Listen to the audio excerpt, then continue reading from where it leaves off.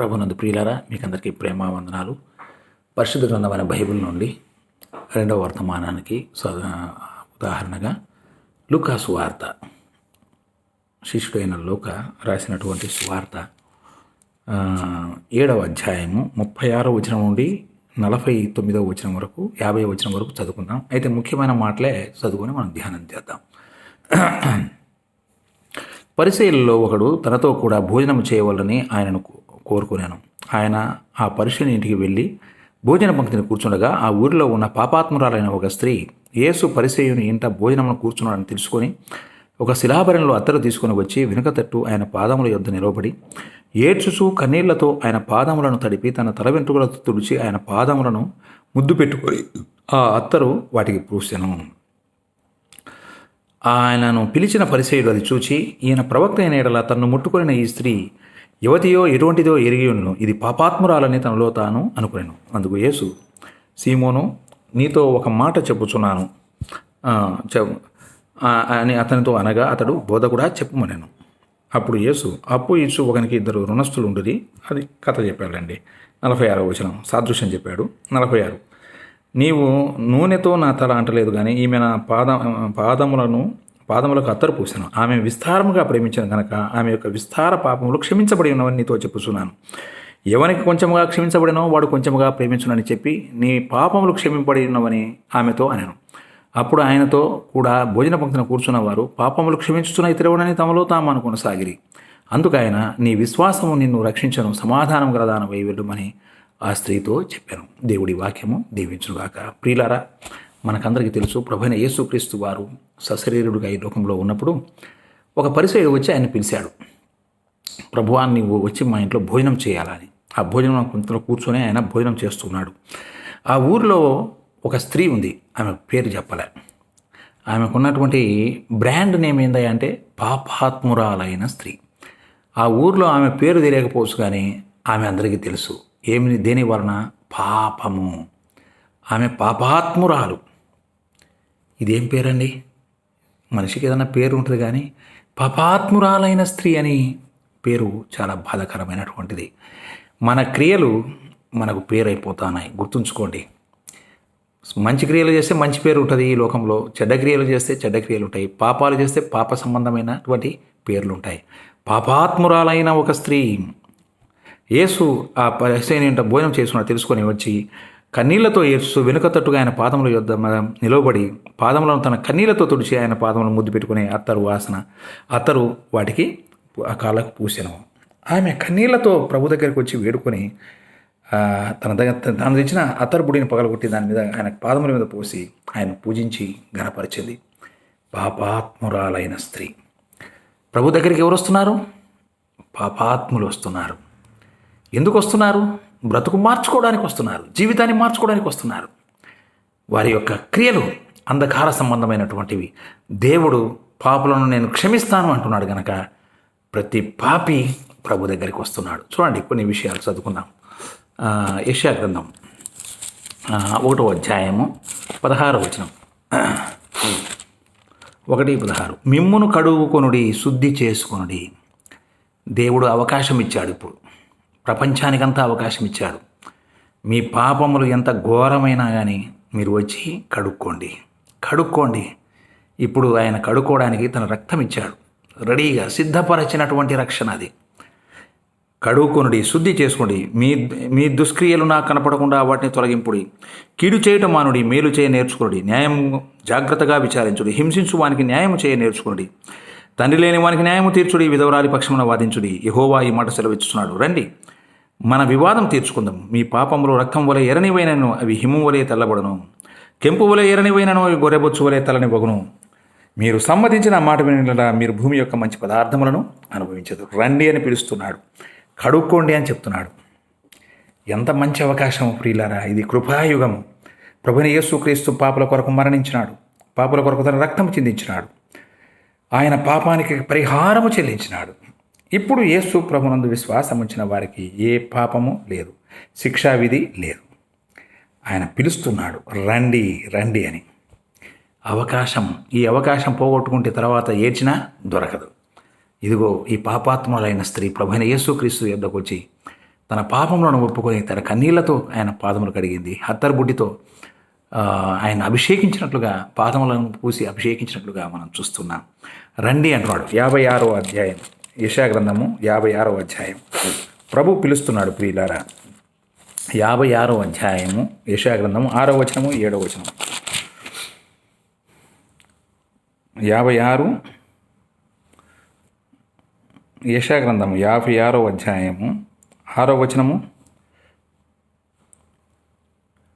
50 క్షమించండి, 56 కాదు, 50వ అధ్యాయము 6-7 వచనాలు. యెషయా గ్రంథము 55వ అధ్యాయము 6-7 వచనాలు. యెహోవా మీకు దొరకు కాలమునందు ఆయనను వెదకుడి. Is readily available. దొరుకుతున్నాడు. అందరికీ అందుబాటులో ఉండేటువంటి వాడు ప్రభువైన యేసుక్రీస్తు. ఎంత గొప్ప భాగ్యం ప్రియులారా. ఉచితముగా అందరికీ అందుబాటులో ఉన్నాడు. సువార్త ప్రతి ఛానల్లో, ప్రతి నోట, ప్రతి రేడియోలో, ప్రతి ఇంట, ప్రతి వీధిలో యేసు ప్రభు యొక్క సువార్త ప్రకటించబడుతున్నది.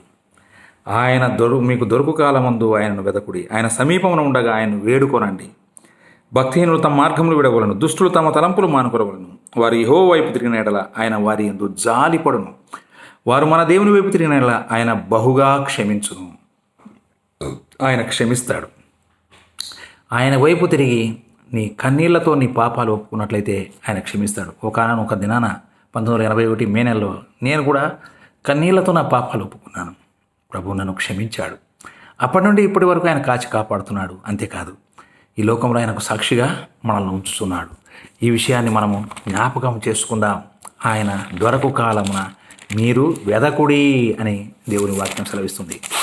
మత్తయి సువార్త 9వ అధ్యాయము 2వ వచనం. జనులు పక్షవాయువుతో మంచం పట్టి ఉన్న ఒకరిని ఆయన వద్దకు తీసుకుని వచ్చిరి. యేసు వారి విశ్వాసమును చూచి, కుమారుడా, ధైర్యముగా ఉండవు, నీ పాపములు క్షమించబడి ఉన్నవని పక్షవాయువు గల వానితో చెప్పాను. నీ వచ్చింది రోగాని కోసం, రోగంతో ఎత్తుకొని వచ్చారు. కానీ యేసు ప్రభు ఏమంటున్నాడు? వారి విశ్వాసాన్ని చూచాడు.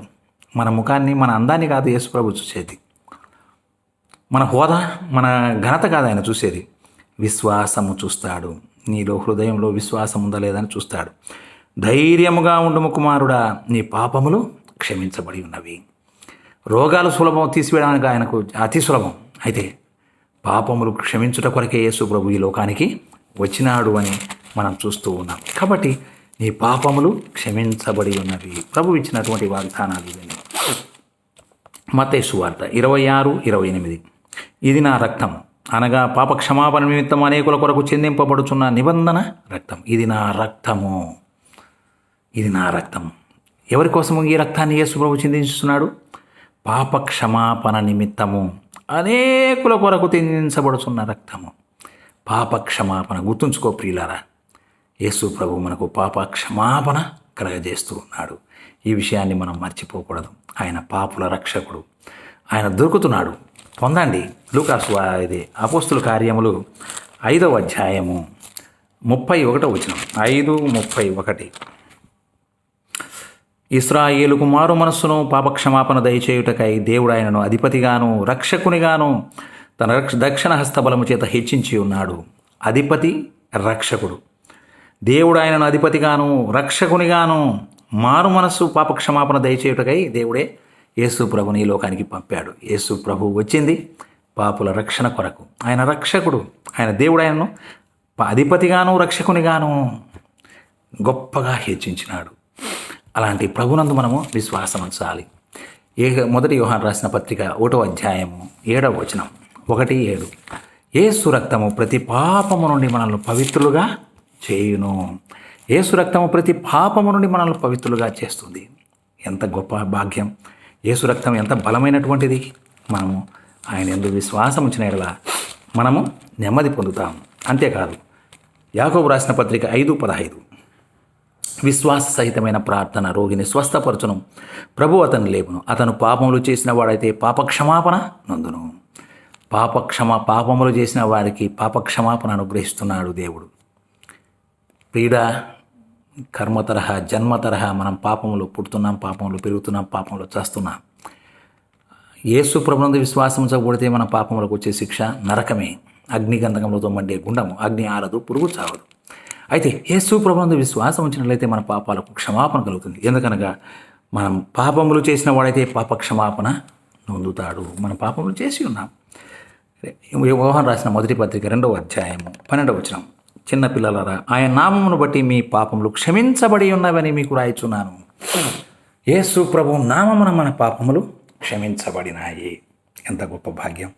మన పాపములు క్షమించబడి ఉన్నాయని మన జ్ఞాపకం ఉంచుకుందాం. ఈ ఉదయకాలమున మనం ప్రభువునందు విశ్వాసం ఉంచుదాం. ఇదిగో పాపాత్మురాలైన స్త్రీ యేసు ప్రభు పాదముల మీద పడి కన్నీళ్లతో ఆయన పాదములు తడుపుచు శుభ్రం చేసింది. అత్తరుతో అభిషేకం చేసినట్లుగా చూస్తున్నాం. తన పాపములు ఒప్పుకొని ప్రభు సన్నిధిలో ఆమె పరిశుద్ధురాలుగా తీర్చబడుతున్నది. ఇక్కడికి రండి. అప్పుడు యేసు ప్రభు ఏమన్నాడు? ఆమె విస్తారముగా ప్రేమించను గనక 47వ వచనం, ఆమె యొక్క విస్తార పాపములు క్షమించబడి ఉన్నవి. ఎంత పాపినైనా యేసు ప్రభు క్షమిస్తాడు. విస్తారముగా ప్రేమించను గనక విస్తారముగా ప్రభు క్షమించాడు. కాబట్టి మనం ఏం నేర్చుకోవాలా?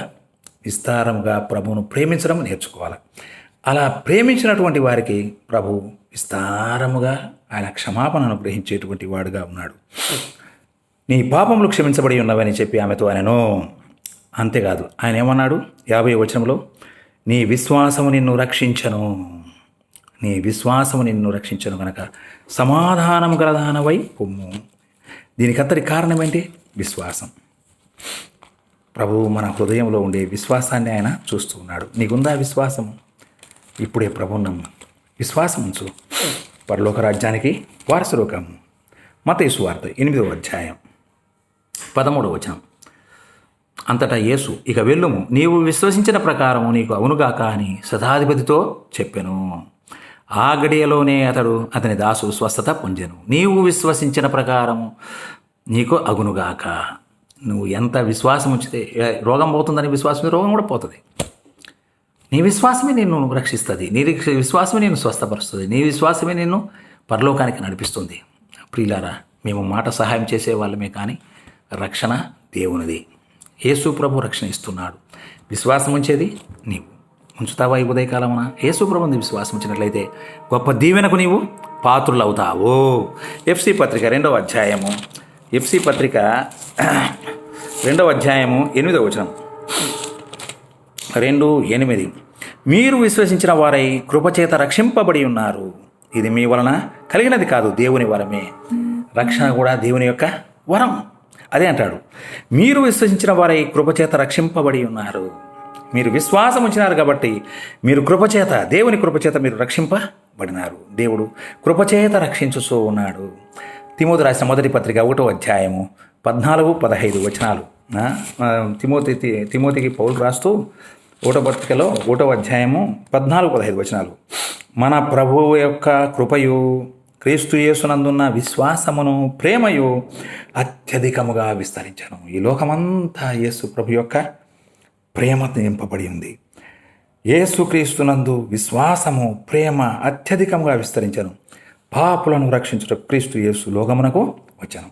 పాపులను రక్షించుటకు క్రీస్తు యేసు ఈ లోకానికి వచ్చినాడు. గుర్తుంచుకోండి ప్రియులారా, ఎంత పాపినైనా యేసు ప్రభు క్షమిస్తాడు. నా పాపములు క్షమించాడు, నీ పాపములు కూడా క్షమిస్తాడు.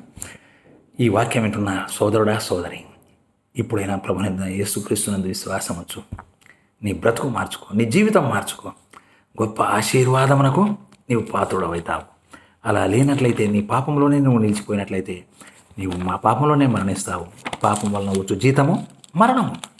అయితే క్రీస్తు యేసునందు విశ్వాసం ఉంచితే నిత్య జీవం, కృపావరము, నిత్య జీవము అని మనం చూస్తున్నాం. అలా చేసినట్లయితే నీకు సమాధానము దొరుకుతుంది. సమాధానము దొరుకును అని దేవుని వాక్యం సెలవిస్తుంది. మార్కు సువార్త 5వ అధ్యాయము 34వ వచనం, కుమారి, నీ విశ్వాసం నిన్ను స్వస్థపరచను గనక సమాధానము గలదాన వైపొమ్ము, నీ బాధ నివారణ అయి నీకు స్వస్థత కలుగును. విశ్వాసం వచ్చినట్లయితే నీకు సమాధానం కలుగుతుంది. నెంబర్ 1, నీకు స్వస్థత కలుగుతుంది, నీ బాధ నివారణ అవుతుంది, నీకు నెమ్మది కలుగుతుంది. ఎంత గొప్ప భాగ్యం! సోదరుడా, సోదరి, నీ బాధ నాకు చెప్పాల్సిన పని లేదు. దేవునికి నువ్వు బాధ చెప్పినట్లయితే ఆయన నీ బాధలు తీరుస్తాడు. నీ రోగం నాకు చెప్పాల్సిన పని లేదు. దేవుని సన్నిధిలో విశ్వాసం వచ్చి ప్రార్థన చేసినట్లయితే నీ రోగాలు దేవుడు తీసివేస్తాడు. నీ పాపాలు కూడా నాకు చెప్పాల్సిన పని లేదు. ప్రభువుకు నీ పాపాలను, ఆయన సన్నిధిలో నీ పాపాలు ఒప్పుకున్నట్లయితే ఆయన నీ పాపాలను క్షమిస్తాడు. అప్పుడు నీకు సమాధానం కలుగును. సమాధానం అనగా దేవునితో సంధి. పాపము చేసిన వారు దేవుని యొక్క ఉగ్రతకు పాత్రులై ఉన్నారు. ఆ ఉగ్రత నుండి తప్పించాలంటే యేసు ప్రభువునందు విశ్వాసం ఉంచినట్లయితే దేవుడు యేసు ప్రభువును బట్టి మనకు పాప క్షమాపణ అనుగ్రహించి మనకు సమాధానం అనుగ్రహిస్తాడు. తద్వారా మన పరలోక రాజ్యానికి వారసులమవుతాం. విశ్వసించని వారు నరకంలో పడవేయబడతాడు. అందుకనే మార్కు సువార్తలు అంటాడు, నమ్మి బాప్తిస్మం పొందిన వాడు రక్షించబడను, నమ్మని వానికి శిక్ష విధించబడను. ఇదిగో ఈ పాపాత్మురాలైన స్త్రీ విస్తారమైన పాపం నుండి కూడా యేసు ప్రభువునందు విశ్వాసం ఉంచి తన పాపాలను కడుక్కున్నది, పవిత్రాలుగా తీర్చబడింది. లోకంలో అందరూ ఆమె ఘోరమైన స్త్రీ అన్నారు. అయితే ఆమెకు పరలోకంలో స్థానం ఉంది. మరి నీకుందా? ఈ లోకంలో ఎంత ఘనతలు ఎన్ని ఉన్నా కానీ అక్కడికి మాత్రం పోలేము. యేసు ప్రభువునందు విశ్వాసం ఉంచిన వారు మాత్రమే పోగలుగుతారు. ఈ విశ్వాసాన్ని కలిగి ప్రభువు నమ్మి పరలోక రాజ్యానికి వారసులు కాము. దేవుడి వాక్యం మన కొరకు దీవించుగాక. ప్రార్థన చేసుకుందాం. కృపగల దేవా, కనుగొల నాయన, పరిశుద్ధుడా, స్తోత్రములు. విత్తబడిన వాక్యం ఫలించులాగా కృప చూపండి. రొట్టె రసపాత్ర ఇంకా మిల్చబడి ఉండగా మీ సత్యసువార్త లోకాన్ని ప్రకటించుతుండగా ప్రతి ఒక్కరు యేసు ప్రభువును నమ్మి పరలోక రాజ్యానికి వారసులు అవడానికి కృప చూపండి. ఈ కరోనా పూర్తిగా నిర్మూలన చేయండి. తెగుల నుండి తొలగించండి. మాకు స్వస్థత, నెమ్మది దయచండి. మా విశ్వాసమును బట్టి మందిరాలు తెరవబడి మేమందరం కూర్చొని చక్కగా ఆరాధించే భాగ్యం అనుగ్రహించండి. ఈ వాక్యం విన్న ప్రతి కుటుంబాన్ని, పెద్దలను, పిల్లలను అందరినీ దీవించండి. ప్రతి ఒక్కరూ యేసు ప్రభువునందు విశ్వాసం ఉంచి తన పాపములు ఒప్పుకొని పరలోక రాజ్యానికి వారసులు కరుణ చూపండి. పాప క్షమాపణ పొందేటువంటి గుణమును, అలాంటి అనుభవంలోనికి ప్రతి ఒక్కరిని నడిపించి మీరే మహిమ, ఘనత, ప్రభావాలు ఆరోపించుకోనమని, నరకం తప్పించుకొని యేసుక్రీస్తు యొక్క పరిశుద్ధ నామమున స్తోత్రం చెల్లించి ప్రార్థించి వేడుకుంటున్నాం తండ్రి. ఆమెన్.